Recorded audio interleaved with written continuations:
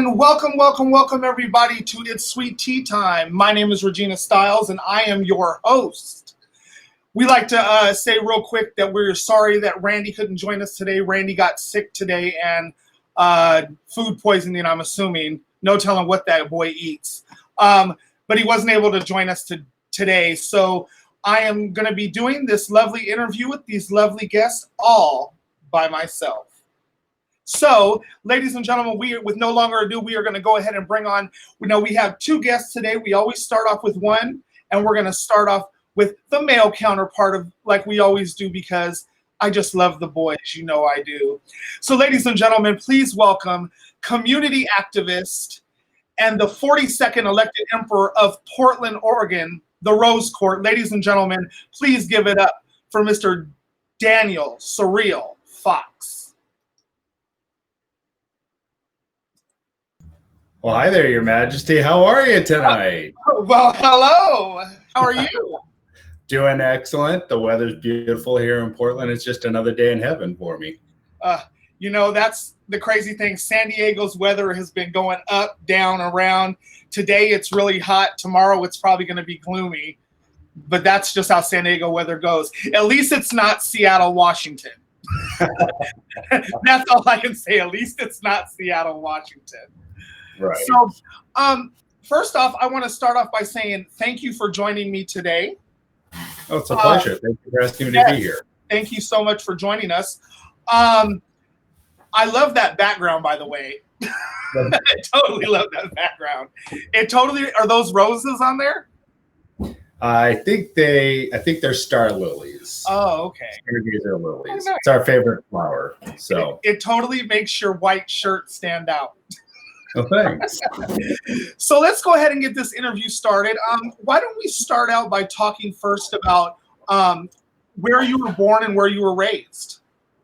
Yeah.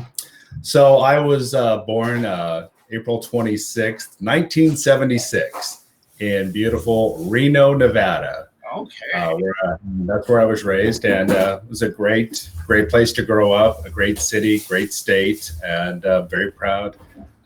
Where I'm very proud to be from. It was a special night of all nights because little did I know that the night I was born was the night that the first emperor and the first empress of the Silver Dollar Court, Bill Ragsdale and Keith Ann, were actually crowned as the monarchs of Nevada. And, many years later, that would be something that I even aspired to. Exactly. We are talking about you being a young kid. So I scoured your Facebook during my research, and I found the cutest little picture. So we're going to show that right now. Oh, yes. Yeah, you look so adorable. I love the ears. Back when I was still innocent, right? Right. Well, we could definitely say you grew into your ears.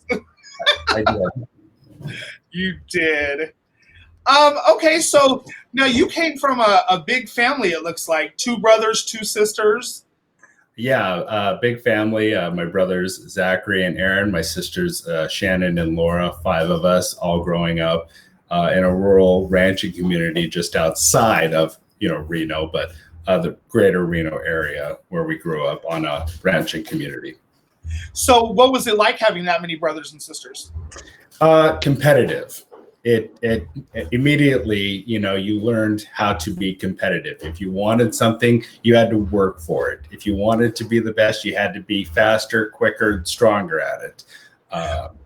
Would you say that you had to fight for your parents' attention? No. That was one thing we didn't have to. Our parents, kind of lived and defined their success by their children. Oh, so okay. It automatically, to that aspect, the other great attribute it taught me was, teamwork. We did work together as a team in what we did. We weren't necessarily trying to beat out the other, but we definitely wanted to be the best at what we were. Well, now you just said a second ago, did you say ranching community or ranching area? A ranching community. Now, can you explain for people who don't know what that is? Outside of the major metropolitan city area where you have the more rural area for the larger agricultural livestock families and community out there. And that, because that's a big part of what Nevada is agriculture, livestock, mining. And so that's where I was primarily raised, just outside of Reno. Okay. So now let's move on to the some of the juicy stuff here. So when did you discover your liking for the same sex, as in boys? I would say that the turning of the corner when that really became the realization that this is who I am, this is what I was interested in, was the first year of high school. I was about 14 years old when I realized that girls were great to have around as friends, but a boy friend, now that was really something. Oh, that's funny. Oh, I mean, no. I could really believe that. So, one of the things we talked about during our pre-interview was during your formative years in high school is when you really got your niche or your itch, you could say, for the activism and all the stuff that would actually you would grow up to be a part of. Would you want to talk a little bit about that? Growing up in what was the rural conservative part, of the state, I found myself automatically just taking these opposite viewpoints of what was the more conservative, we'll call it Republican view of things. I was somebody who advocated for something that was more progressive, more forward thinking. And so I started to debate, why was I being fed a narrative and a way of life that didn't agree with me. And so I really wanted to be that person who went out and fought and argued for the change that we needed to see in people and see in the community. And that's really why I followed, it got me really involved in political science, where I wanted to understand, how did the government work? How did I fit in with working to make change in my local community at the grassroots level, where I felt like I was really going to be most effective. I didn't really see somebody as a governor, a senator, a president being necessarily impactful the way a person at the grassroots level could really help people. And I know we're going to get into this a little bit later, but do you feel that that's what the Imperial Court really is? It's like a grassroots level of activism? Absolutely. I mean, the imperial courts, succeed at the very best when they work at the grassroots level, when they are face to face, shoulder to shoulder with people that they're trying to lift up and help promote and, better. Nice. So now you mentioned political science. Now, after high school, you actually went on to college, and that's what you majored in. Yeah, I left Nevada right after graduating high school, and I went to the University of Hawaii in Manoa, where I studied political science for 4 years, graduating. I was very fortunate to be able to leave the state and go to Hawaii. That was made possible by being on an athletic scholarship that I played for the University of Hawaii golf team for 4 years. Okay. I found that very interesting when we were talking during our pre-interview, and you said golf. I was like, I never thought that I would think that Daniel would play golf. But it's totally, anybody can surprise you these days. I'll put it to you that way. So we talked about you liking your realization of liking boys. Let's talk about the second part of that, which would be your coming out. Why don't we tell people when you came out? So I came out at the age of 22. It was the fall of my senior year of college is when I decided to come out to everybody. I had come out, confided in my closest friends in school and a few coworkers with my summer job, but I hadn't told my family yet. I hadn't wanted to let them in on, because I knew once I told my family, it was over. It was out there, and there'd be no going back at that point. And so I waited till that fall over Thanksgiving to tell my family, and it kind of solidified for me that it was probably the right decision to wait that late, because my family being a very Catholic family, had a hard time with that news. We'll just put it that way. My mother chased me around the table a few times with the broom, shouting, "What are you doing to this family?" And that was kind of like the shock value, of what that news meant to my mother, who prided herself and, measured her success based on all of her children. And right. Yeah. Time, it was just very tough for her. Oh, I could definitely imagine. So your the fall of your senior years when you did that. So you graduated college with a degree in political science. So after college, you basically came out of the closet and decided to move back to Reno. Now, what did you do once you got back to Reno? Once I got back to Reno, through some connections that I had made through school and my visits back home to Nevada, I automatically got set up with a very, very comfortable position at the Reno Peppermill Resort Spa and Casino, working as a VIP host, where I could actually take VIP players out to golf during the day, which was great enjoyment, and then that evening be their host for their gaming on the casino floor, making sure the hotel room was set up, the right flowers in the room, the right bottle of liquors on the bar cabinet, making sure if they needed cigars, they'd have. So it was one of those wonderful jobs that I just absolutely loved. I ended up doing that job for 10 years, working at the Reno Resort Spa and Casino, working my way up from that position. By the time I left, I was a hotel supervisor. Now, did you ever indulge with any of these VIPs, like have a drink with them or smoke with them? Or oh yes, on several occasions. That was part of the job, was to make sure that they were entertained, that they were appreciated, that you showed the value in their time and the money that they were spending at your establishment. Right. Okay. So now we're going to jump to the almighty thing. So January of 2000, you stumbled upon an event that would kind of change your life. What would that be? I was back home just a couple of months, and I stumbled into Visions Bar on Kitsky Lane in Reno. So one of our very, very, very popular establishments at that time. And I walk in, and the bar is just packed to the gills. There are cowboys, there are men in leather, drag queens, go-go boy dancers. I mean, the bar is just lit and packed to the brim.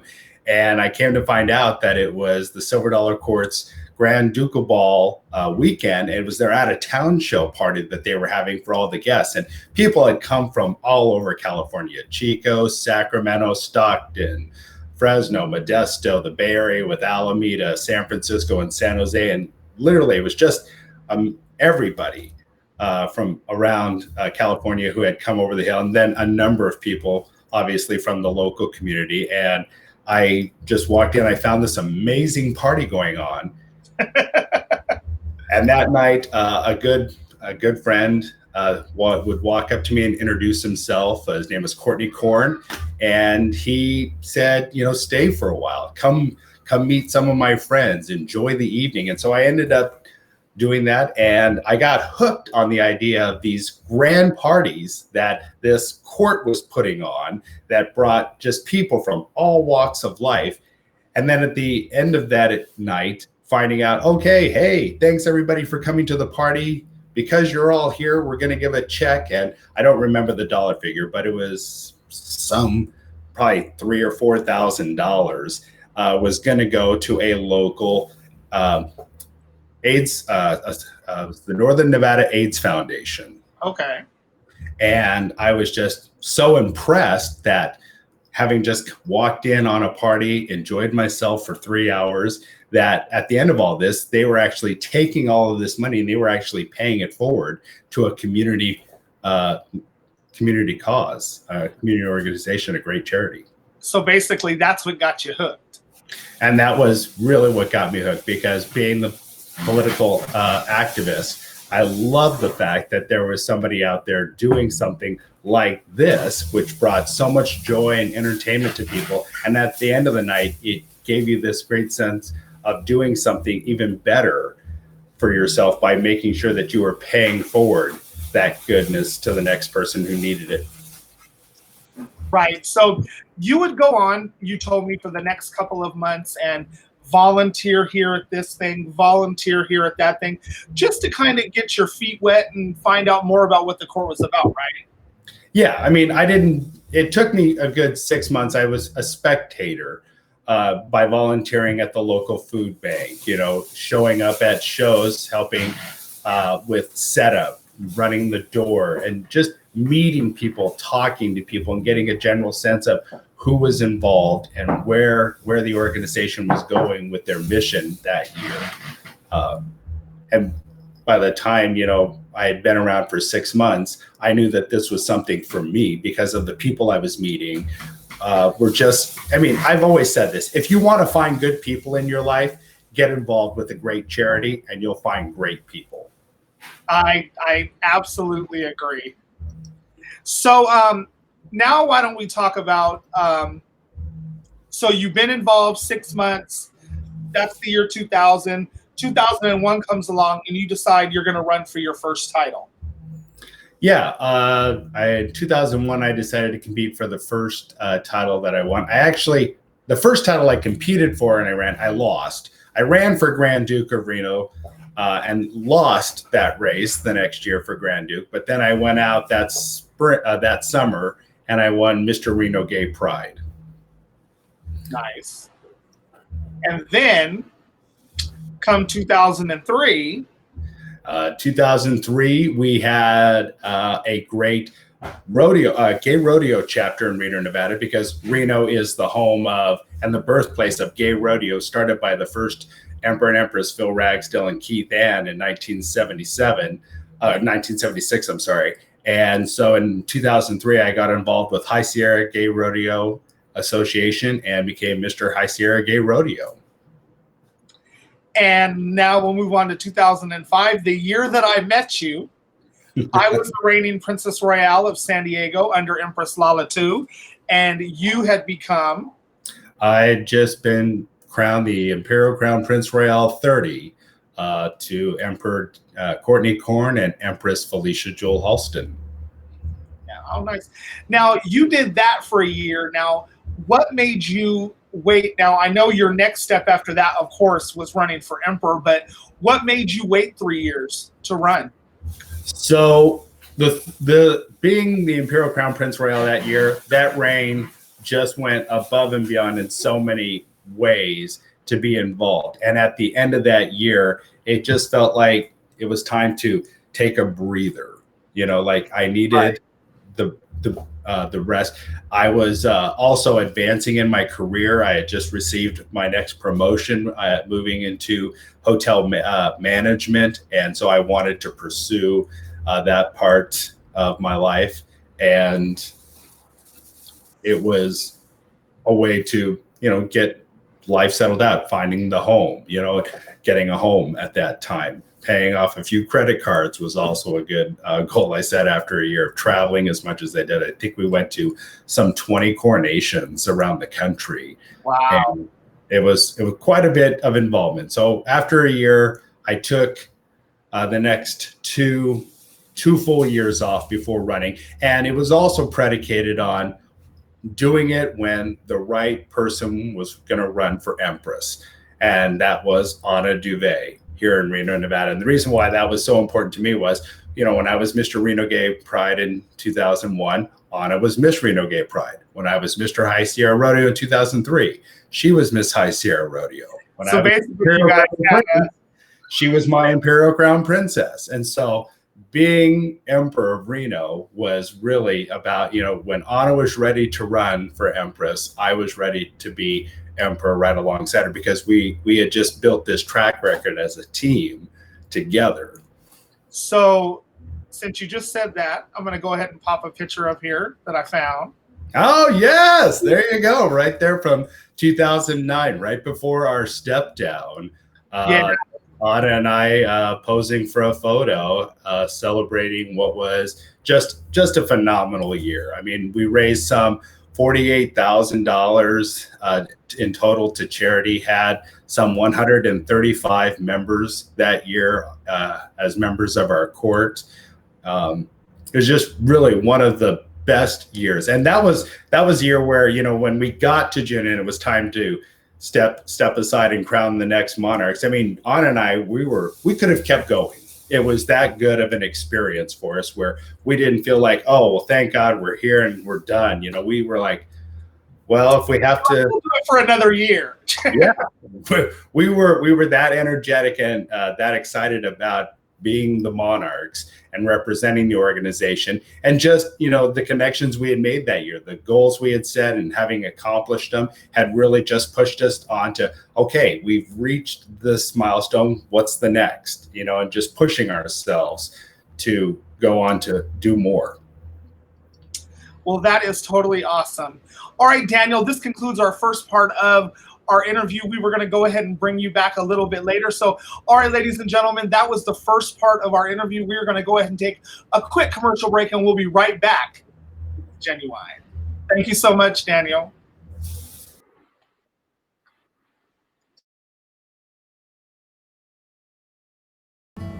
Mount Hood was left off the list. So was the Oregon coast. The Columbia River Gorge was somehow overlooked, as were the Painted Hills. Smith Rock and the Wallowas are both missing from it. All we can figure is whoever named the 7 wonders of the world never set foot in Oregon. Because even Crater Lake was left off their list. So we see your wonders, world, and raise you 7 of our own. And we invite you to come experience them. Our wonders aren't just for looking at. You have to explore them, feel them beneath your feet. Just remember, this is Oregon, so how you go about doing that is entirely up to you. The 7 Wonders of Oregon. See one, or better yet, see them all.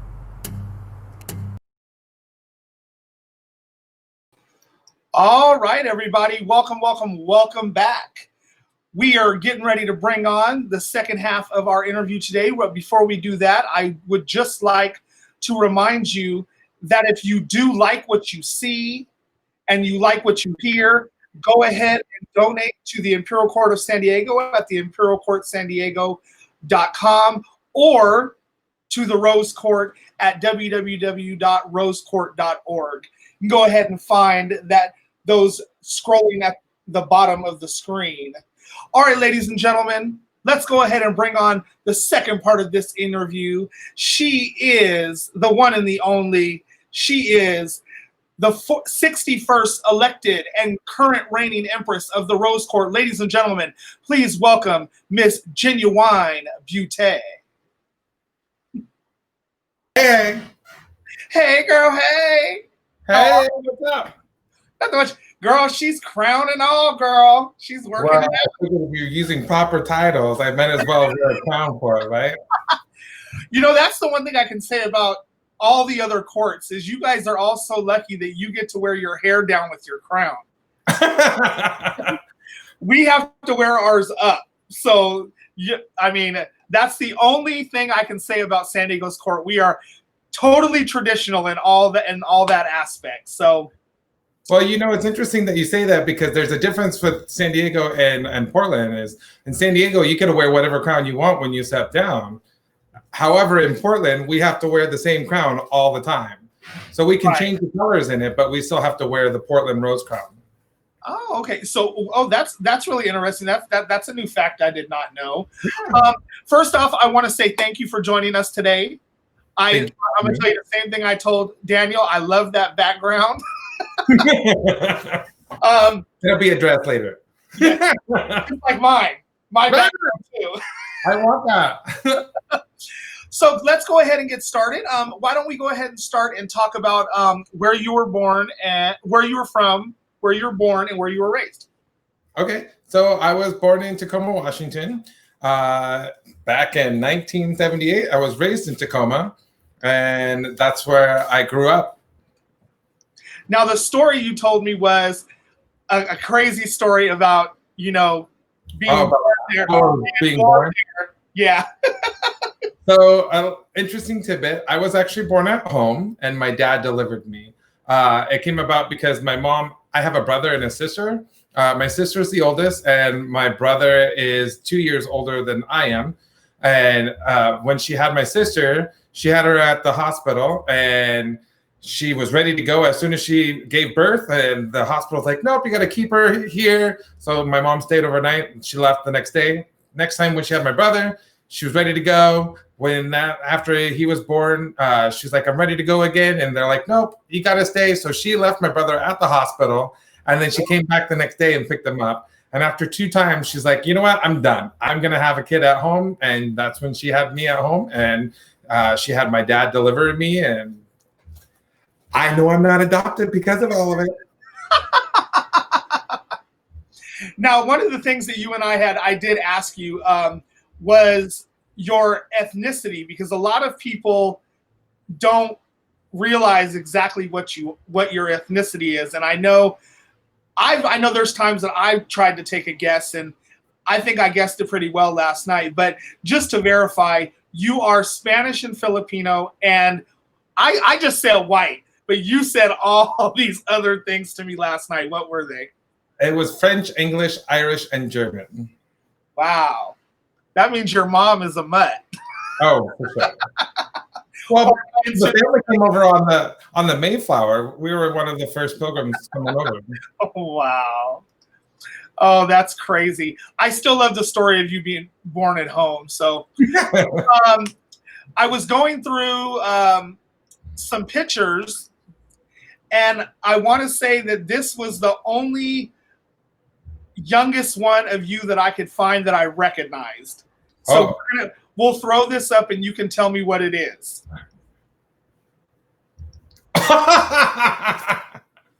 Oh my God. Yes, that's from high school, I believe. And if you notice the necklaces in there, I actually made all of those necklaces. Oh, nice. Yeah, it was taken in the backyard of one of my friends. It's not one of my favorite photos. Wow, look at all that hair, though. Yeah, so I actually grew a lot of hair, and it would be really curly, and it would be it would curl on the back end. So whenever I did grow it out, it would be fine until it started growing out even further, and then it would be really curly on the back side.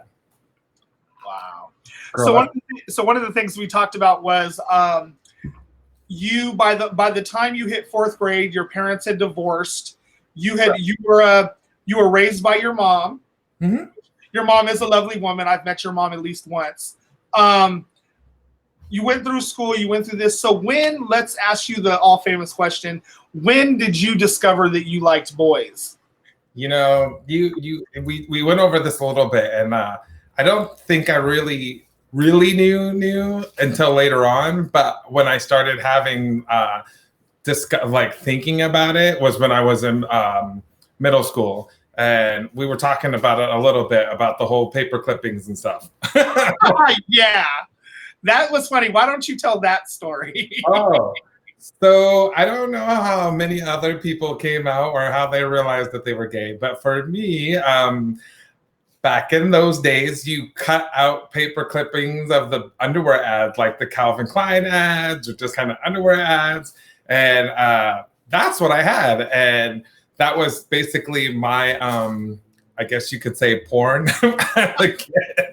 Your porn. I would have died. I had my own room growing up. And I was very fortunate to have my own room. And I set it up like a fort. And where my bed is, I actually put like a little secret compartment so that nobody could find my paper clippings and the underwear ads because I was scared. That is so funny. But even though that's what you did and you hit all those things, you actually dated girls all through school. I did. I dated girls all the way up until my junior year in high school. Now, is that when you actually decided to come out of the closet? I don't think I decided necessarily. It was During that junior year, after going through life, I started kind of like checking things out because growing up in Tacoma, Seattle was right there. And I would go up to Seattle on Broadway, up on Capitol Hill. And I would like go check out the neighborhood there. And if anybody ever saw me from high school up there, I was like, oh, my mom just told me to come check it out up here. Like she said there was a really great pizza place. Yeah, they wasn't fooling anybody, but yeah. That is so funny. I'm sorry. Okay, so why don't we talk about you? You told me that your first time ever doing drag was to your high school senior prom. It indeed was. And how did that come about?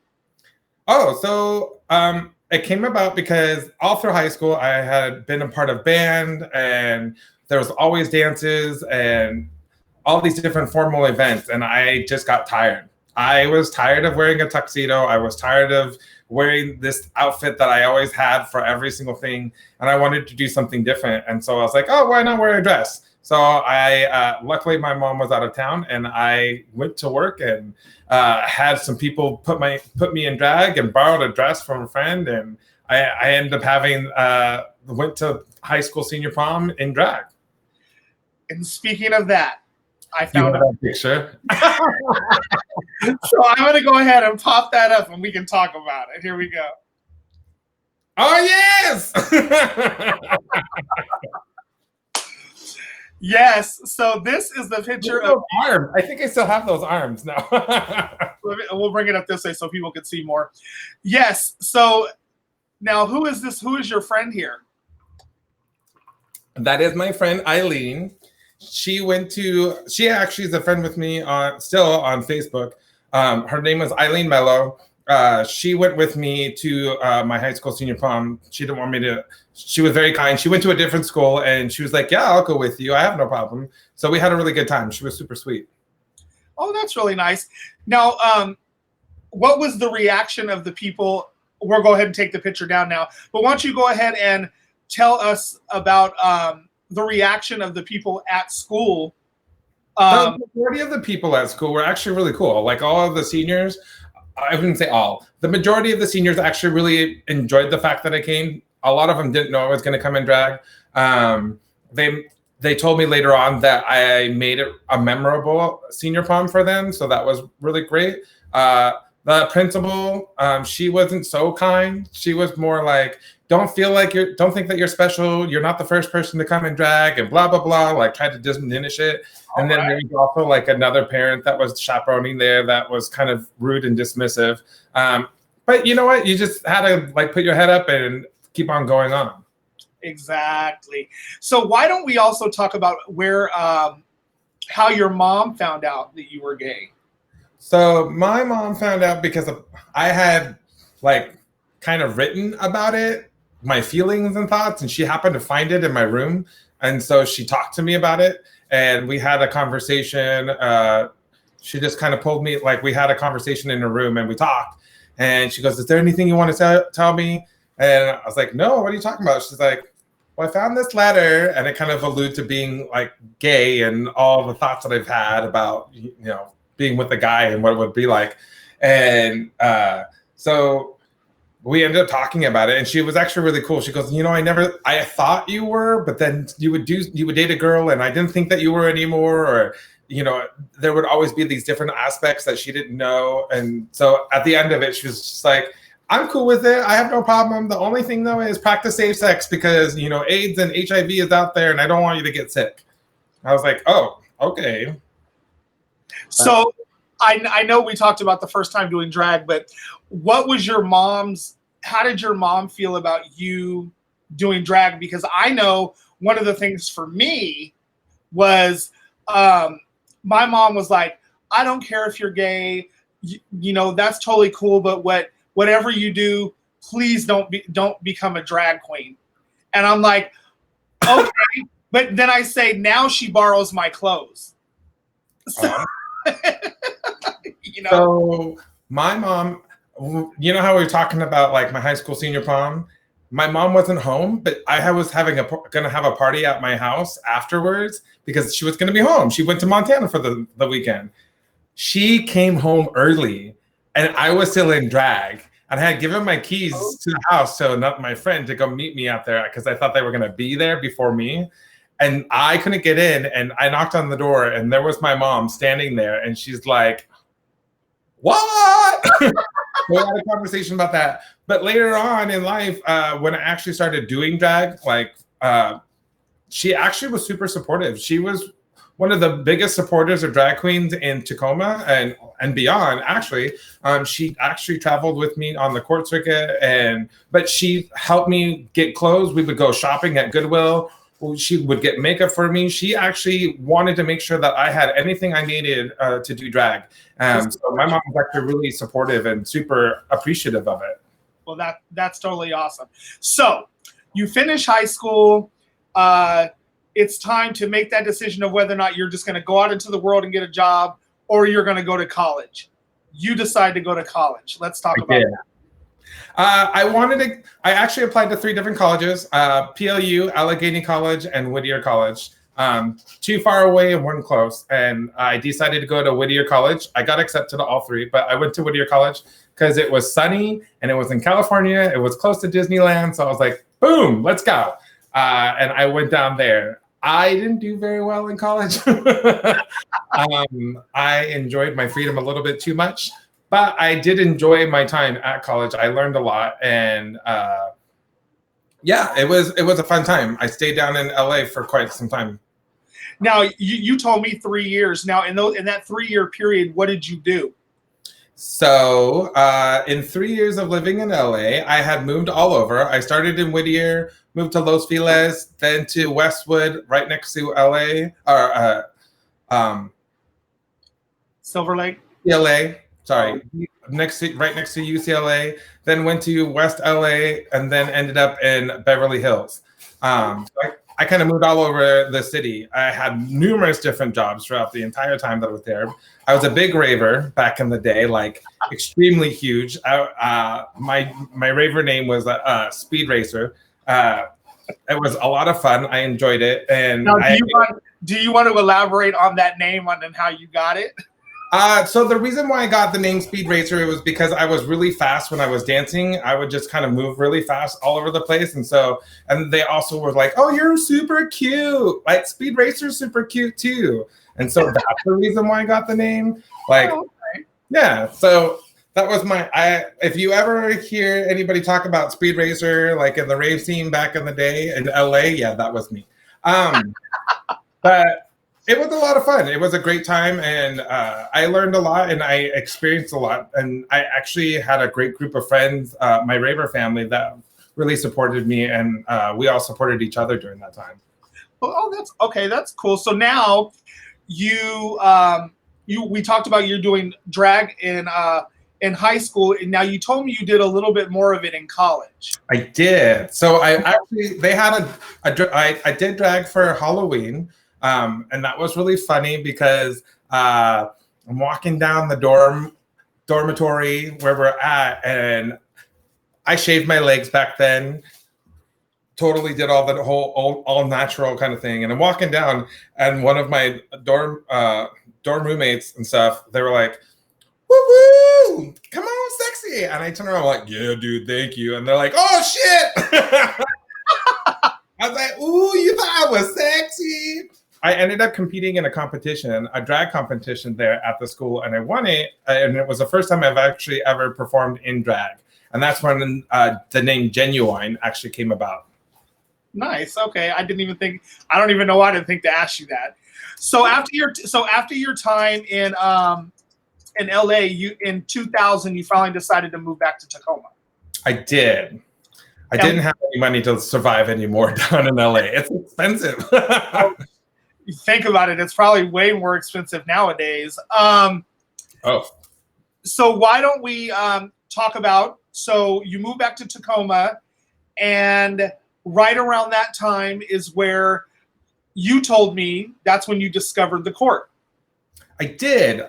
So I moved back to Tacoma in about April of 2000, and immediately went out into the scene and in Tacoma and got to know people and learned about the court at that period of time. So now you actually told me that at that time you had a boyfriend back then who was kind of a little bit more interested in the court thing, and you weren't. You were like, I don't want to do this. I don't want to be a part of this. And then you got to know what it was about, and then it became more your thing than it was his. Absolutely. So when growing up coming back to Tacoma, the people that I was around, they actually had just removed themselves from the court and walked away from the court. I didn't know that at the time, but they were telling me, oh, you don't want to be involved with the court. So I didn't want to do anything with that.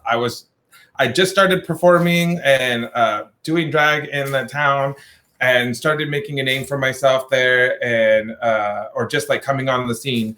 And I heard all these negative things about the court. I'm like, I don't want to be a part of that. Like, no, I'm good. And then my boyfriend was like, no, we should go and try it out. I talked with this person. We should go. And I'm like, okay, I'll go. Sure, whatever. So we went to the meeting, and we went to a couple things, and I was like, oh, this isn't too bad. I can get into this. And we started going to the pageantry aspect, and it was really cool. And then we ended up running for a title. We ran for Mr. and Miss Gay Washington. That year I got in second place, or first runner-up, I should say. Miss Mylar Black won, and Mark Owen Surreal won for Mr. And which is actually kind of like how I became a part of that family.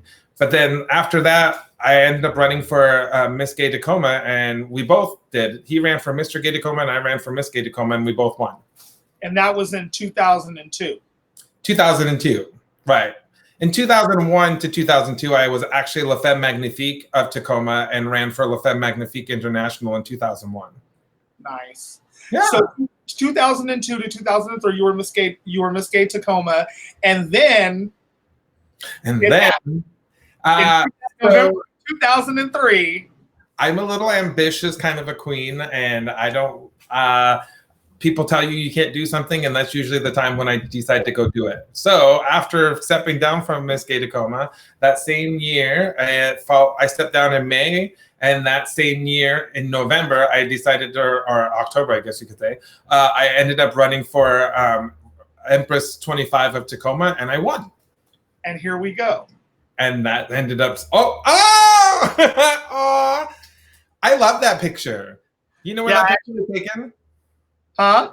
Do you know where that picture was taken? No, I don't. Where was it taken? So that picture was taken in Spokane, Washington, right before I was about to step down. Oh, nice. Okay. They had a really great backdrop. And that's my emperor, Emperor 25 of Tacoma, Mr. Roger Rosario. He had reigned as an emperor before in Tacoma. He was Emperor 7 with the first Filipino empress, Lola Marie. And funny enough, he is Filipino, Lola's Filipino, and I'm Filipino. And we were the only 3 Filipinos in the court, and we all ran together. So how would you say your reign went with him? We had a really good reign. Him and I were it was an interesting, he was twice my age. So there was that aspect, and he was an old school kind of court member. So trying to get to understand everything that he was doing in the organization, or like what he wanted to do, we had to work on that. But all in all, we actually really bridged a lot of gaps in our community. We brought the community together. We had a lot of fun. We raised some money, and we traveled. I won't say I was the most traveled Empress of Tacoma, but I was definitely very well traveled. And we ended up having a really great step down where we had over 300 individuals come to our coronation. So that was great. And I actually happened to be one of the youngest empresses ever to be elected of Tacoma. I was one of the youngest Princess Royales at my time, and possibly one of the youngest empresses here in San Diego. All right. Well, JenuWine, we are going to go ahead and take a commercial break. When we come back, we'll have you and Daniel come on. So, ladies and gentlemen, we are done here with JenuWine. We're going to go ahead and take a quick commercial break. We will be right back. Okay.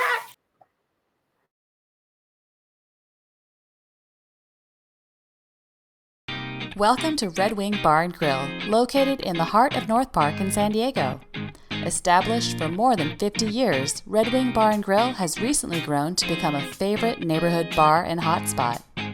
At Red Wing Bar and Grill, there's a little something for everyone. You can join us for a game of pool or darts, buzz time trivia, live hosted trivia, or for some of the best karaoke in town 6 nights a week. We feature all major sporting events on our 9 flat-screen TVs, both inside and out. We are well equipped with 2 full-service bars and a large outdoor smoking patio staffed with friendly bartenders in a relaxed, laid-back atmosphere. Our menu features a variety of bar fare, such as our signature Red Wing Burger, our signature Pucker Up Hot Dog, great appetizers, and much more. We strive to create fun, delicious items using high-quality ingredients. Our grill is open till midnight every night and 1 a.m. on Fridays and Saturdays. Red Wing Bar and Grill is your local neighborhood bar. You can never go wrong with the drink specials, and there's always something happening every day of the week. Stop by and check us out.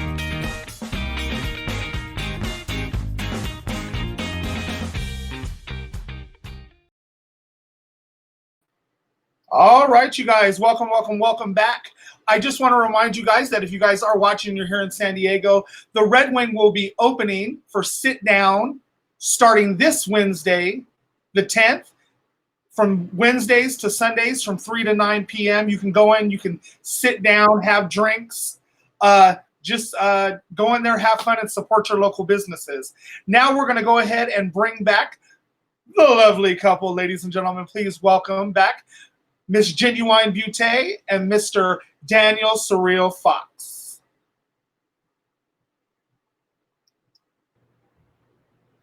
Welcome back. Hello. Hey. Hey, hey, hey. Hey. I love that hat, Daniel. Oh, I love it. I love it. I love it. All right. Well, Well, we got to do something fun, because in Portland, Rose Emperors, we don't wear a crown, so we have to decorate our heads somehow. So I'm coming up with these hats. We're going to talk about that, but since you said it, I'll ask the question now. Why is it that Rose Emperors don't wear crowns? It's just always been our tradition since day one. Rose Emperors have always proudly worn this beautiful rose mantle. When our first Rose Emperor was crowned in 1975, Kim Chedester, Rose Empress 6, the Madness and Mayhem of the Rose, Mame, who was one of the founding figures who really brought the imperial court system together, with Ted North, Mama Jose. Mame designed and built the Rose Emperor's mantle and presented it to Rose Emperor 1 Kim Chedester, and it has just remained that way always.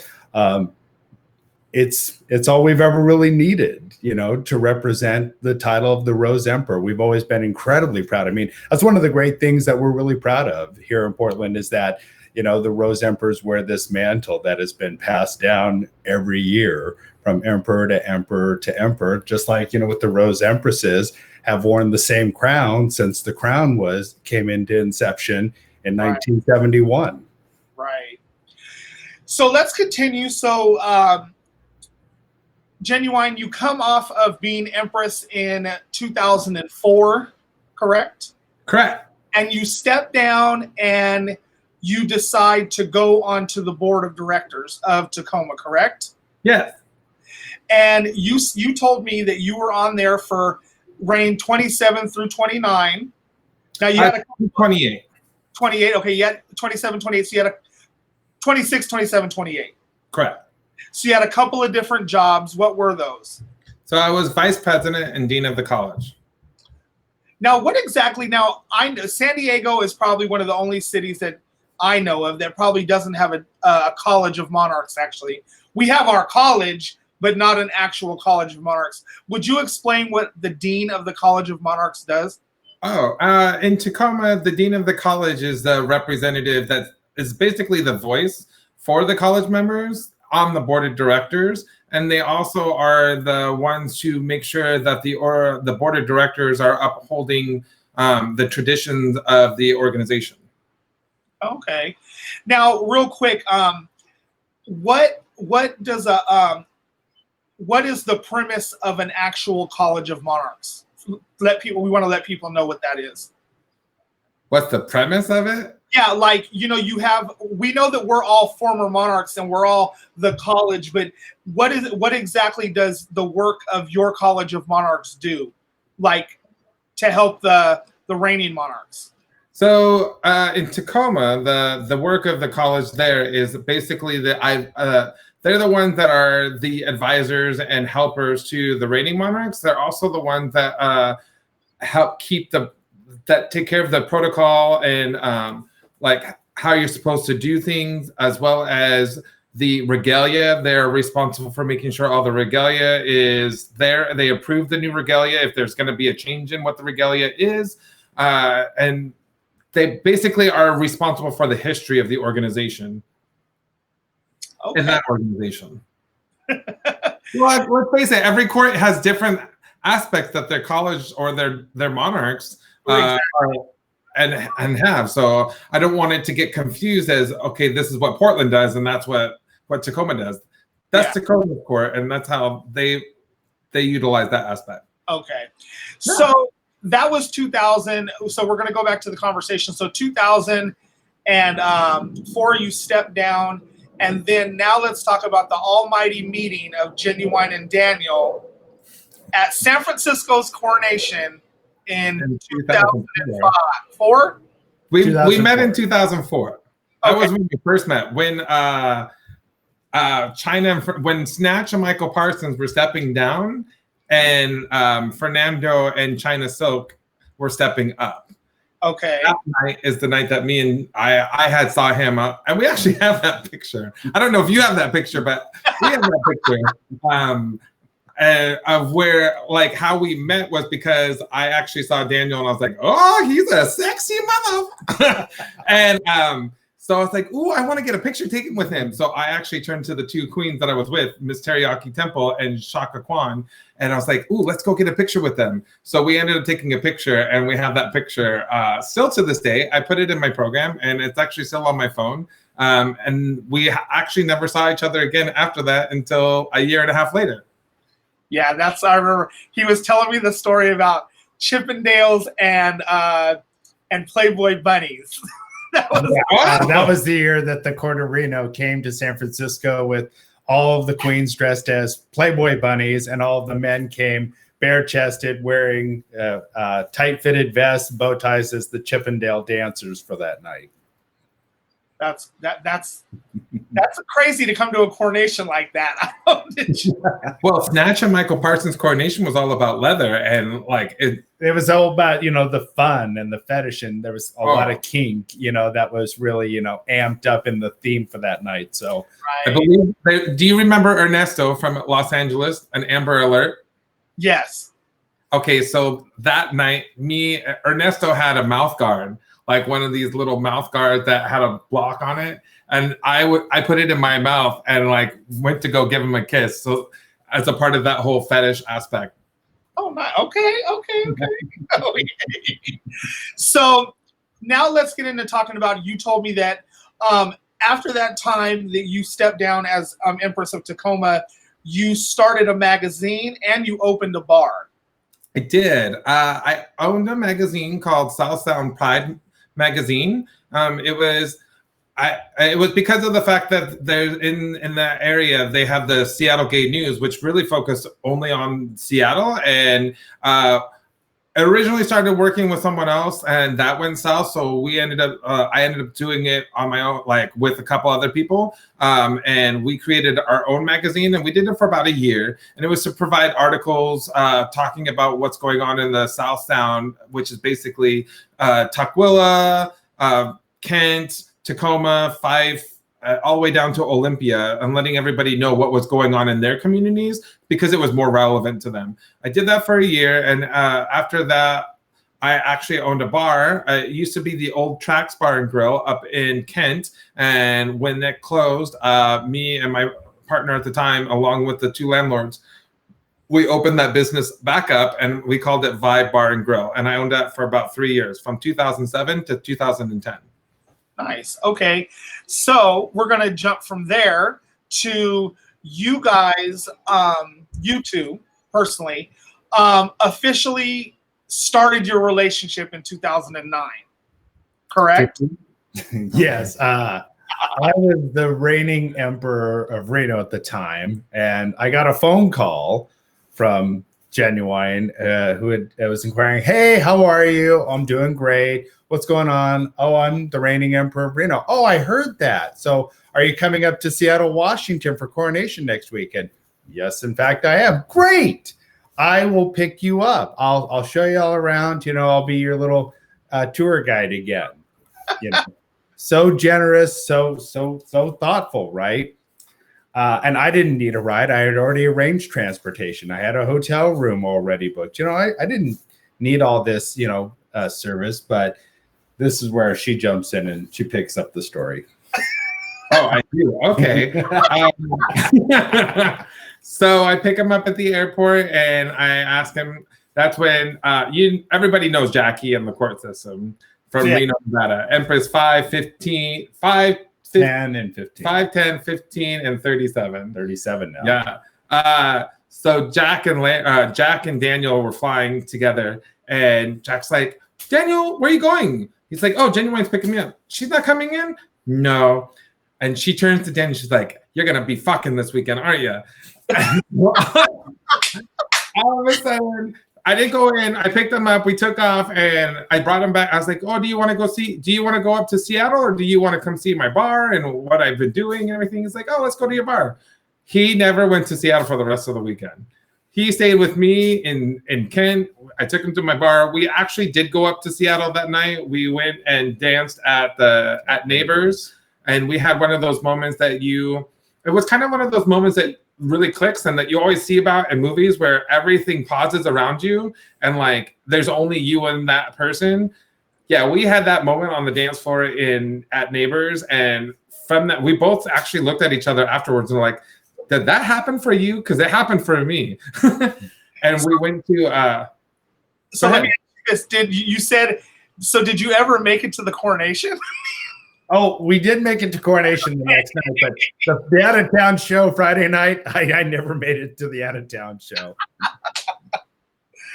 Oh, that's funny. Well, people afterwards. We did. As people were starting to filter out that night, we ran into them. At least you can say that you had the spark and you made it happen that weekend. So you have to make up. Right? Time to make up. So let's talk, Daniel, let's talk about you to Seattle, because you froze for a little bit. So am I there? Oh, I'm sorry. Let's talk about your time relocating to Seattle. Yeah, so I stepped down as the Emperor of Reno in the Silver Dollar Court in June of 2009. And then that November of 2009, I relocated up to Seattle, Washington to live with Jason full time, because that was the next step that we both wanted to take, was living together. And Jason at that time was taking care of his mother full time for her care and her living. And so it wasn't feasible for them to move to Reno. It was really my decision to relocate to Seattle, Washington. Nice. So after you guys started living together, we're going to jump to 2011. I know you guys probably had a little bit of time in there where you did some things, but 2011 was the start of a huge collection that you happen to have. Oh yeah. I'm like, what happened in 2011? So both of us, when JenuWine was Empress of Tacoma and myself when I was Emperor of Reno, we had started putting together, a nice little display of all the coronation pins from all the coronations we had attended that particular year. And JenuWine had taken a look at it and said, "Oh, that's really beautiful, to look at pins put all together, displayed. It's almost like artwork to see all of these pins together. Wouldn't it be amazing if, you could put all of the coronation pins from all the courts from every year together into one collection to be preserved and looked at, and so she was the catalyst. She was the idea behind creating the International Court System's pin collection. Now, what made you start on the programs too? So the pin collection just took off like a wildfire. All of a sudden, we were getting packages day after day after day from courts all across, Canada and the United States. And we ended up taking the pin collection to Las Vegas in December of 2011 so everybody could see the whole collection. And Empress Nicole from San Diego was there.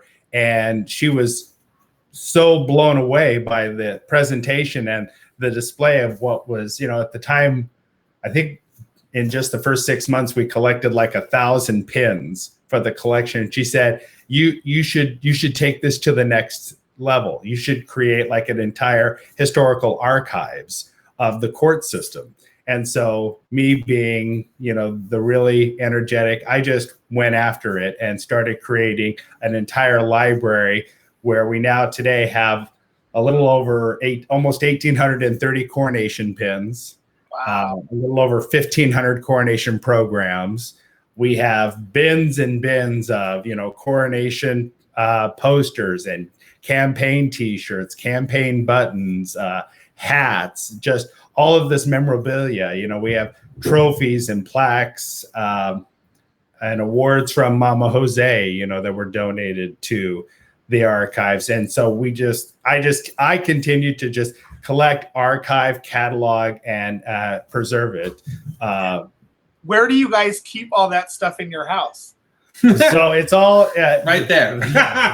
We went out and got some insurance for what was, all the filing boxes and cabinets and casings so that all of the materials are preserved and protected to extend the lifetime of all the items. And they're all kept here at our home.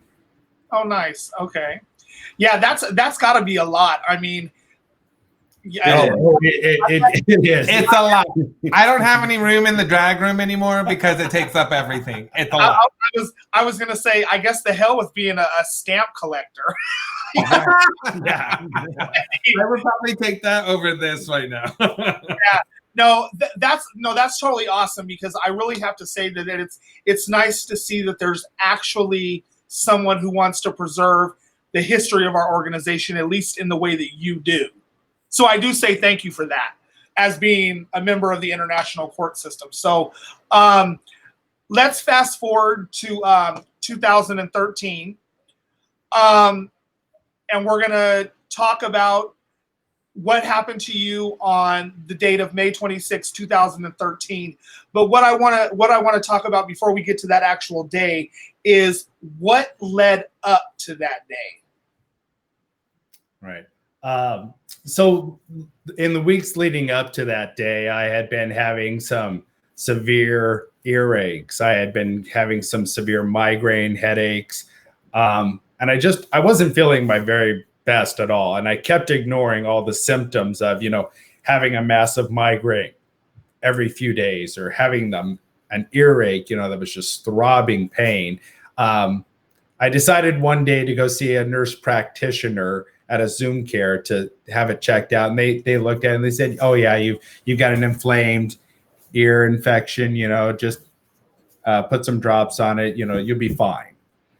And so I just continued to think nothing of it, didn't go see a doctor, being stubborn like I could be about, not wanting to go to a hospital or see a doctor. And it was bad. It was bad. I don't even remember the last 48 hours leading up to May 26th, but what then transpired on the 26th was I was at home. I believe I was cooking. No, he was in bed. He hadn't actually responded for like 3 days. I didn't really pay attention too much because I had to work during that period of time. So while I was gone, I thought he had already been taking care of different stuff. One day I had found him like basically in front of the toilet and incapacitated in a sense. I was just like, wow, let's get him up, and took care of him. The next day, the stove was on and there was like a lot of heat, and I was just like, okay, that was weird. And then the last day when I actually reacted to everything that was going on, it was he had vomited all over our closet, and it was just not like him. And I finally decided, I tried to talk to him and he wasn't responding in the way that I had anticipated. And so I called 911. And when I called 911, I asked him, I was like, so he's not responding. He's been vomiting, this, that, and they're like, how's his pulse, or how's his breathing? I was like, it sounds okay. And they said, put the phone up next to him. I did. They told me, you need to perform CPR on him right now. We're sending the ambulance over. So I pulled him down onto the ground and started CPR on him. And while I was doing CPR, I was still on the phone with 911, and the paramedics came and they ended up taking him to the hospital. And it was after that, we discussed about what was going on. They were really good about everything. They determined that they thought it might be an abscess on the brain or a brain tumor. And so they wanted to make sure that it got looked at. And that's when they took him up to Seattle to Harborview. Is that right? To Harborview Medical Center. And from there, they ended up starting performing surgery on him. And that's where we're at today. Yeah. So, and what happened was once they got me on the operating table, they basically removed the right half of my skull to remove what was a massive brain abscess here in the back right lobe of my brain. Now, let me ask you that. Why did they have to do that to you to get something that was that was back here? They did that to him because of the fact that it was actually on his brain and it's underneath the skull. Oh.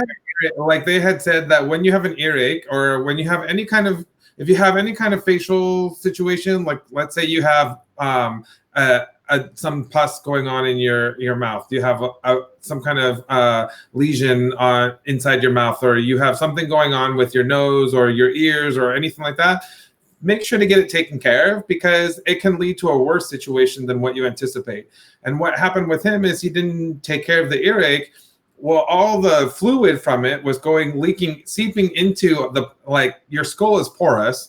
And so it seeped in through the skull and went in underneath the brain. And so he created this little pus bubble, which is called an abscess. And because of that, the pressure on his brain actually got to be too much. And that's where all the function lost. And that's where he ended up being how he was for that situation. Real quick, I have the live feed going here next to me, and Empress Fifi from San Diego just wanted me to say that you guys are a beautiful couple. Oh, thank you, Fifi. Yes. Okay. So in that time, your recovery process that you told me was about 6 months long. Yeah. From May all the way through the end of October. Now, you froze. But did you stay home, or did you go out and do things? I primarily stayed home for the most part. I was able to go out and do a few things.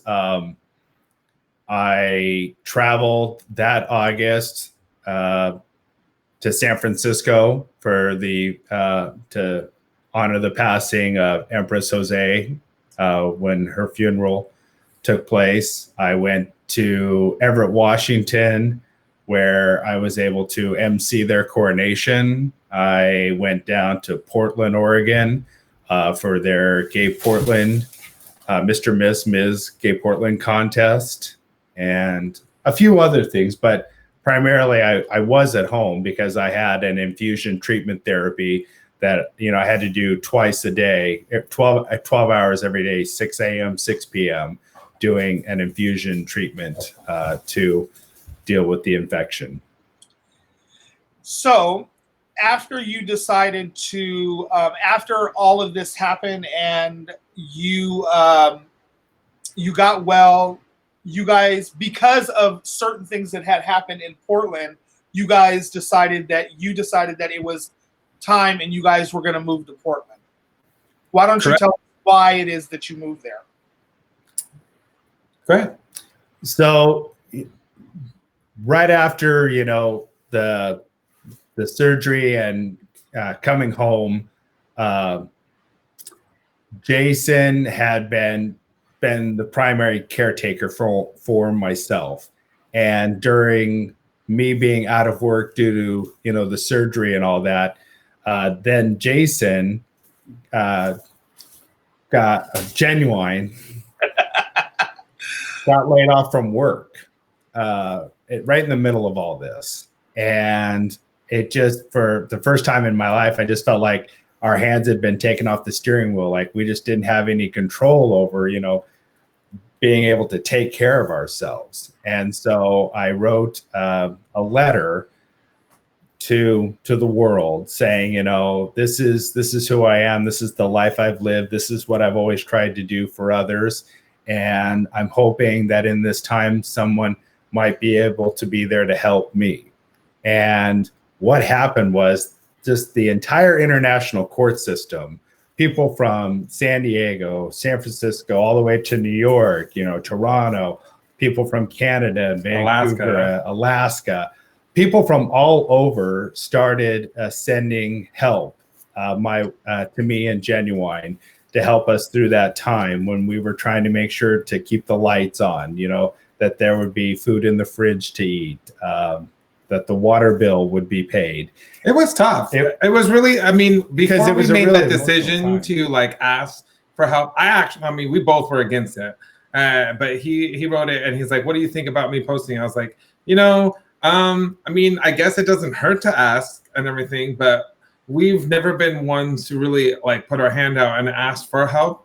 And we ended up, we're like, well, I guess we'll just do it. And when we did, a lot of people actually really responded, and they were just like, you two have always done so much for everyone else and never asked for anything in return. And this was our way of being able to give back to you two. And ever since that happened, they knew, I think the biggest part that ended up happening with it too is so many people were like, we know that when we are giving to you and helping you out with this time, you're going to give that back to us tenfold. It's not going to be like, oh, you took it and then you ran away and like didn't do anything. You're going to give it back to our communities all over the place, and you're going to continue to do the good work that you were doing beforehand. Yeah. And so amongst all of that happening, the reigning monarchs of Portland at the time, Gina Valdez, Kennedy Smith, and Cassie Nova, and the Rose Court started putting functions together to as members, as individuals of community the community, members. As community members, to start raising money for us. People like Maria Peters Lake and Kimberly Van Patten, and people from Peacock Productions. Ronnie Withrow, I understand. Helped contribute, but from events that they put on, you know. Daddy Frank and Allison Gray and members from the Pride of the Rose started, you know, sending us a portion of money they were able to raise just as themselves. And all of a sudden, you know, we're just looking through all of these cards and these letters. There's just hundreds of them from Portland. And I just turned to JenuWine and I said, you know, what's written in between all of the letters that I'm reading is that we don't belong here in Seattle. And so when I'm well enough and we get through this, we're going to move to Portland, Oregon. And we were very blessed to have Rosa Empress 21, Allison Gray, open up her home to us and let us know that, hey, you can come stay with me and get back on your feet.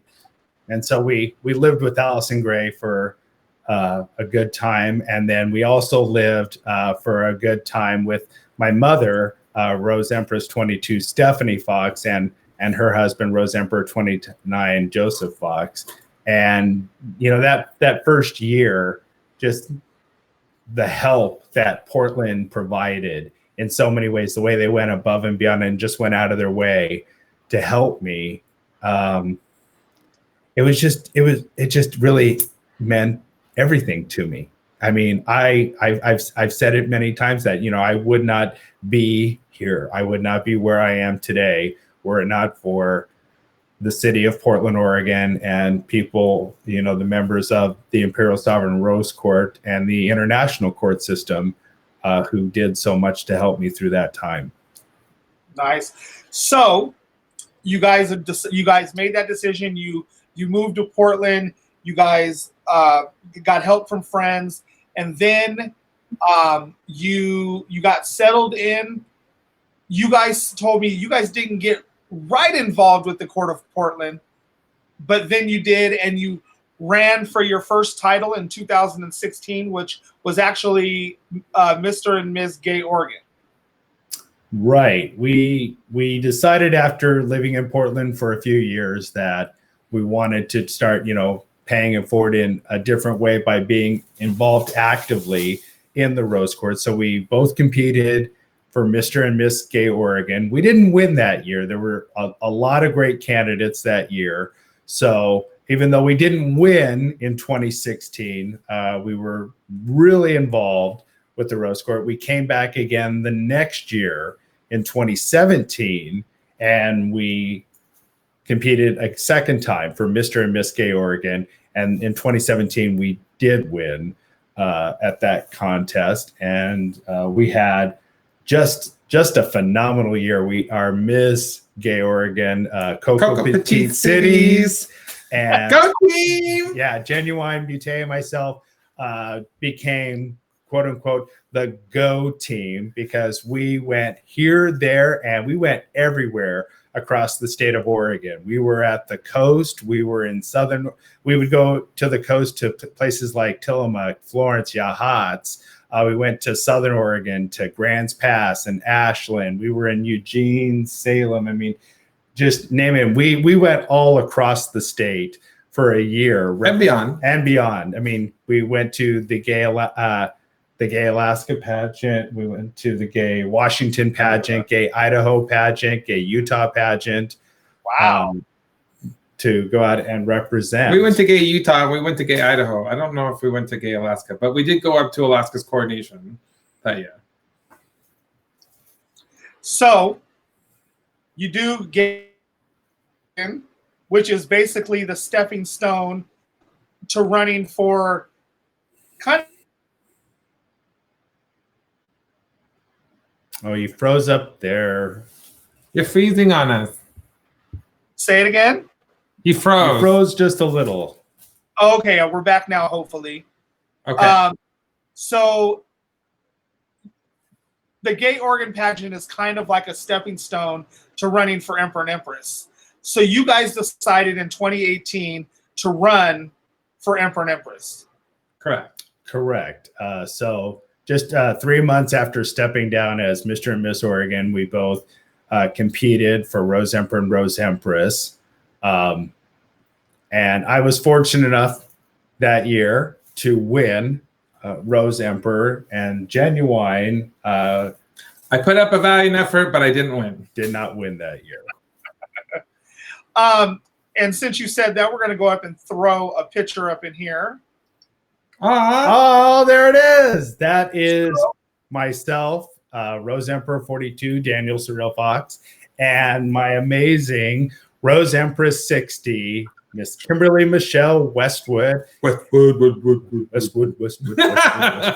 And we are collectively, we are the Magnificence of the Rose, which is one of Portland's great traditions.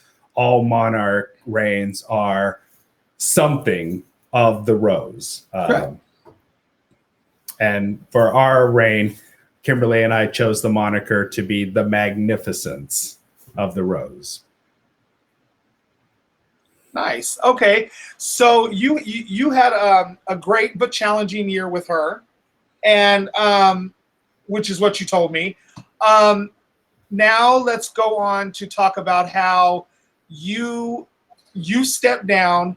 Now I want to know, after not winning Empress 60, that you just decided, you know what, I'm going to go at bat one more time. I'm going to try this and I'm going to do it. What made you decide to run for Empress 61?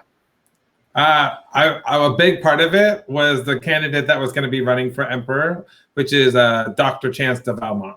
When I saw that he was going to be running, we had been friends for so many years, and I granted I wanted to reign with my husband, and I was a little upset that didn't happen, but I got over my emotions, and I got back to a happy place, and I thought about, okay, I can reign with this individual, and it's someone that I could see myself and really enjoy that time with, and that we would really work well together.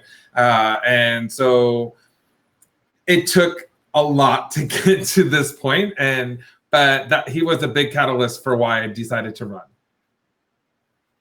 How would you say your relationship is with Chance now, as reigning monarch? Oh my God! And since you said amazing, I'm going to go ahead and throw this up. Oh. That's from Houston, Texas. When we were down there, I had never been to Houston's coronation before. You what? They take great pictures over there. I don't know what the hell's going on. Ron Comstock is the one that took that picture for us. He does really amazing photos. That actually, it was really fun. It was both of our first times to that coronation, and I wanted to make sure that we remembered it, so that's why we took that picture together. But we had a really wonderful time. It was actually his partner's, Ty Van Helsing. It was his birthday weekend, so we celebrated Ty's birthday down in Houston. But yeah, that was a really great time. It was great for us to be able to enjoy that time together. We've actually gone to like 10 coronations since we stepped up so far. And we've raised about over, not just us, but collectively with members of the organization of the Imperial Sovereign Rose Court. Since we've stepped up with all of that together, we have raised close to over $40,000 so far. Wow. So I was going to go ahead and take a commercial, but I'm not going to. We're just going to keep on going. How would you say that since all this pandemic has started, that it's affected your reign? It affected it in a different way. One, the first part of it is like, how do we proceed? What do we do? How does it affect everything? And you're just kind of like sitting at home, and 1 minute your calendar is full, and the next minute there's nothing on it anymore. You're deleting all these events because everybody's canceling everything. When we finally got the understanding of how everything was going to work with the organization and how we're going to move forward, everything started picking up. And the month of May alone, that was a big portion, with Ty Van Helsing, Flawless Shade, with Summer Seasons, myself and my emperor, Dr. Chance de Valmont. Just with those individuals right there, we were able to raise over $32,000 as members of the organization. Ty raised about $20,000 of that. Flawless had raised over $2,000 with her recent fundraiser. Chance and I had raised about $5,000 with our Red Nose Day PDX, along with raising money for a raffle fund, along with Summerlin Seasons and her, which is Rose Empress 58, and her mom, Tina Blackwell, with doing masks and all that kind of stuff, like selling masks or having that as a fundraiser. They've raised over $3,000 with that. To different organizations and charitable organizations too. Wow. Okay, so 2 more questions that I have to ask. How has life been for you two personally during all this quarantine stuff? Well, we're still married, so that's good. Right? Well, because, I mean, good Lord, you never know what could happen when you're stuck with someone that you've been married to now. All of a sudden, for example, for us, I'm a flight attendant. I travel often for work because of that. And I'm hardly at home because of it. And now I've been home since the beginning of April, and I'll be home until August, which is so far 2 months. And we have 2 more months to go, so you never know. But no, everything's been good. It's actually been really enjoyable. We've gotten to do a lot more stuff together. We've gotten to enjoy the time together. And we got to go back to where we used to be with when our relationship kind of started, of being around each other a lot more. And Daniel loves to cook. He loves to make sure that the house is tidy. He likes to make sure that everything is taken care of around here and really provide in that aspect. So, in my opinion, I think it's been really amazing. I do miss flying. I'm not going to lie about that. I miss traveling and everything, but it's been really great to be able to, for us to be able to work on and continue to work on our relationship, because let's face it, a marriage is ever evolving and ever constantly changing, and you have to figure out how you're going to maneuver through those changes and how you're going to survive through it, because that's a commitment. That's not something that you're like, okay, I don't like you anymore, I'm just going to walk out the door. You have married that person.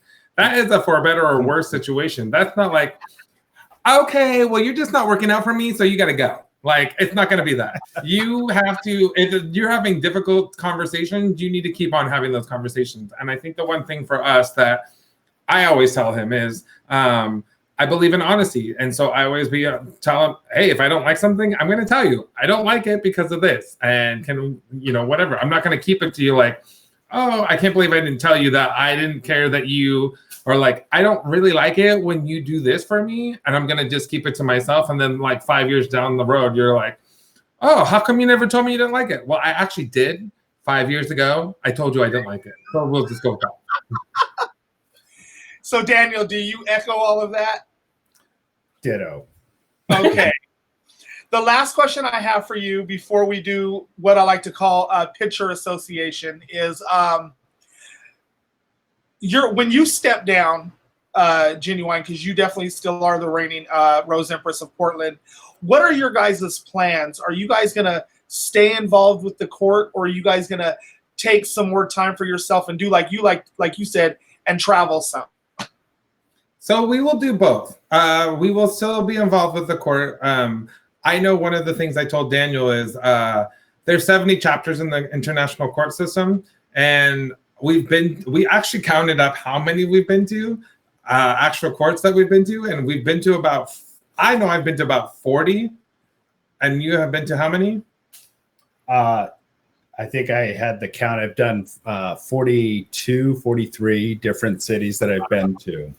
And that's over the span of the 20 years that we've been involved.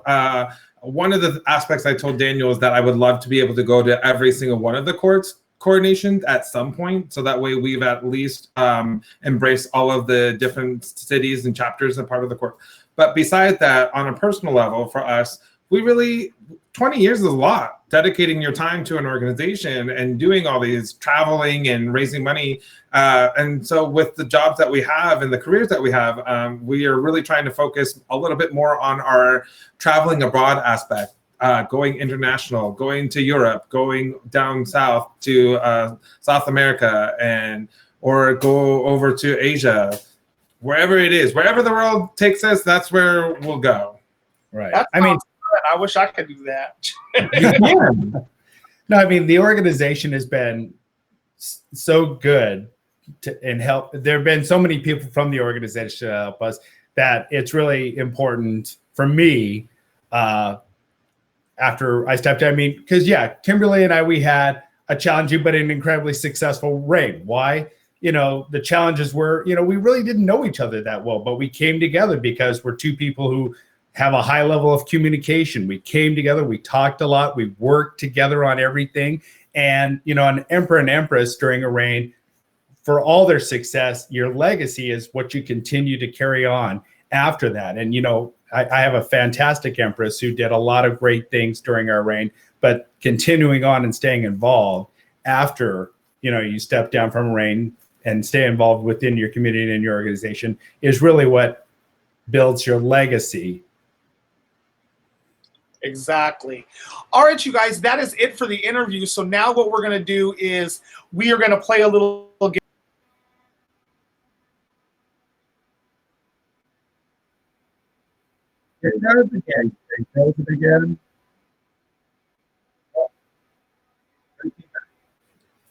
Did I disappear on you? You did. I don't know. My computer is going crazy tonight. So what we're going to do is we're going to play a game called Picture Association. I'm going to pop a picture up on the screen, and you just tell me what the picture means to you, and who the picture is, and who's in the picture with you. We're going to start with Daniel. So here you go, Daniel. All right.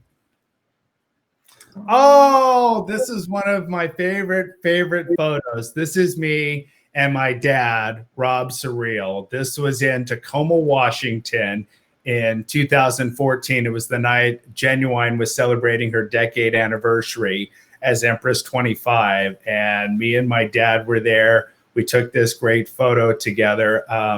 He's one of the most important people in my life. I mean, he is my dad. He's been a model for me. I just love him to death. I mean, I couldn't be any luckier because when I came out, my biological father and I did not see eye to eye on who I am as a person anymore. And I haven't seen or spoken to my biological father in 20 years. But I was fortunate 20 years ago that was the exact time as one door closed, another one opened, and Rob and his husband, Mark Surreal, came into my life and have been there ever since for 20 years as the father figure that I've always been able to lean on, talk to. And I'm incredibly privileged, and it's an honor to be a son. Nice. That's a great story. Now, JenuWine, here's one for you. Our API photo. So yes. Tell me what that is all about. So for I think at least 2 to 3 years, API is an Asian Pacific Islander up in Seattle, Washington. Each one of those individuals are a part of the I would say they would call them the council, the legends of API of the Pacific Northwest. And we all did a photo shoot. JJ Carrioso, mm-hmm. He is in the photo standing next to Teriyaki Temple, and he's the one that took the picture. But this is just the black version of it. And then we actually did one where we did it in our crowns and gowns on top of it too, at the very same aspect. That was the very first photo that we all took together. And don't you guys have one in red too? We have, it's not in red. We have one that is, actually, it's right here. Oh, and all the different. We have this one. Oh, okay. And so this was taken the year after that one was. Okay. Yeah. All right. So now here's another one for Daniel. The Grand Canyon. Oh, this is a classic night.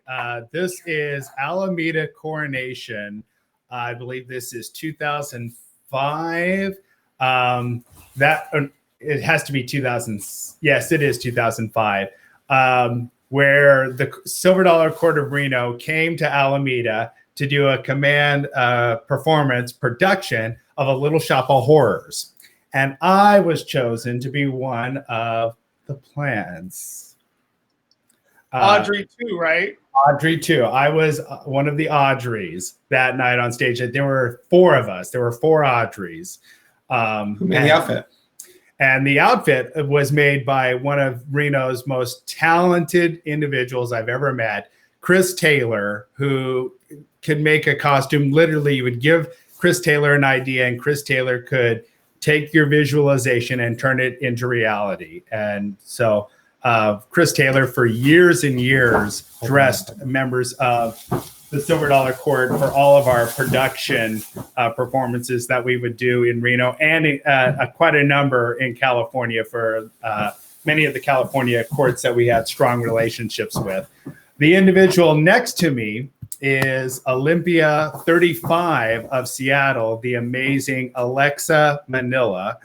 And that night was a great night, a crazy cool night, because we took this photo while I'm dressed here. It is my Audrey too. And later on that night, I came back out, but I came out in a very different outfit. I was wearing a black hooded head mask. I was handcuffed behind my back, wearing the tight little black suspender outfit.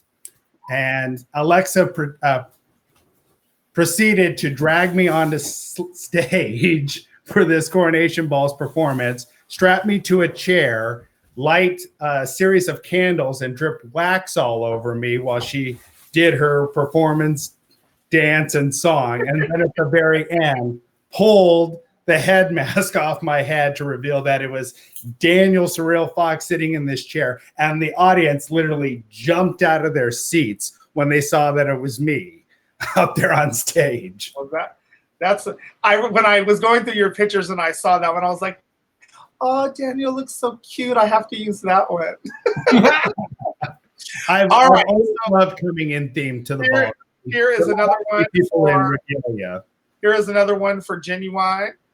That's my raver days. So that picture taken in Beverly Hills at the apartment I stayed at. The person's name was Jay Gibb. He's still a friend of mine. He lives in Pasadena now. Oh yeah, Jay. But that is when. So if I'm not mistaken, so all the people in that picture, we made our fuzzy pants, and we were a rainbow. Red, orange, yellow, green, blue, purple, and pink. And we went to a roller rink rave party up in the hills. And that is the aftermath. That was after we finished going to the party. Actually, the individual in the red, the boys in the red, that was my boyfriend at the time, Adrian. Okay. Yeah, okay. But they've all there's Saskia, Sandra, Ronnie, Nellie, Emily, and Adrian and myself in that picture. Okay. All right. So let's see. I got one last picture for Daniel. And we like to call him the historian, so I think he might love this picture just for that reason. Oh yes. Oh, this is one of the best. This is 2000. I believe this is 2004. No, this is 2005. This is 2005. It was the 40th anniversary celebration weekend in San Francisco. The person in the very far back of the photo is Emperor 25 of Los Angeles, Brenda Buffet. And of course, wrapped in my arms right there is the founder of the international court system, Empress One to San Francisco, Empress Mama Jose. And that was just one of the best weekends, spending time with her. And we did. A bunch of us just spent the weekend with Mama Jose as San Francisco and the court system marked 40 years at that time. One of the best memories. I love that photo. I keep a copy of it framed. It's just one of the most treasured memories, being involved in the court system. And one of the reasons why, I'm so driven to continue to preserve that history, because there are people who have never met Jose, never got that lucky opportunity to meet him. And preserving the images and the stories, the artifacts, we can continue to share that story and make sure that those individuals who made it possible for us to live the lives we live today are always remembered. Exactly. I have one more picture to show, and then we are going to wrap this up and get on out of here. I have to say that you two are probably two of my favorite people on the circuit. I've known both of you guys for a very long time. I grew as a person knowing JenuWine, grew as a person knowing you, Daniel. And I have to say that this picture that I'm about to show is absolutely one of my favorite pictures of you two. And I kind of think it explains you guys if you guys want to say so. I'm going to pop this picture up there and show this. Oh, yes. And wouldn't you know, that's probably the biggest portrait on the wall here at home. Our friend Carlos Silva. Yeah, he took it. He's a major photographer here in Portland. We took that picture when we were Mr. and Miss Gay Oregon together. And we were waiting for our Miss to get there. And we actually took that picture together while we were waiting. And it was just kind of playing around and just having fun. And that picture has actually, I think that's great because that picture is actually really embodied a little bit about who we are. It just kind of really focused our fun aspect of what we like to do, being colorful, having a good time, and just I think it really summed up a little bit of our relationship at the same time too. Yeah, I exactly agree. it's just one of my absolute favorites. I mean, because we do love costumes. We love dressing up. We love color. Love bringing something to the room whenever we put together these different looks that we come up with. And I actually have that photo is on my credit card, my bank card. Oh, nice. Yeah. Well, so ladies and gentlemen, once again, I know I've gotten a little bit dark. It's gotten darker in my room, actually. Spooky, girl, I know. So ladies and gentlemen, we'd like to thank you guys for joining us. Thank you so much, Daniel and JenuWine, for joining me here today. We are sorry Randy couldn't be here. Love you, Randy. So we just wanted to say thank you so much. Thank you for all your service to the community through the international court system. And we hope to see you guys in the future and doing great things like you guys always do. I also want to remind one more time that if you like what you saw tonight or heard, please donate to the Imperial Court of San Diego at imperialcourtsandiego.com or to the Rose Court of Portland at www.rosecourt.org. You can find all the information on there if you'd like to do it. So, bye, guys. Thank you, Regina. Thank you so much, we love Humanity. you. We love you. Bye. All right, everybody. That has been it. That is all we got for you tonight. So I just wanted to remind you that we have our next show coming up on the 12th. I just want to remind you who is going to be our next guest. So please join us for that. We are going to have community activist and 26th elected Empress of San Diego, Empress Fifi, will be joining us here, Randy and I, on It's Sweet Tea Time. Once again, you guys, thank you for joining us and have a great night.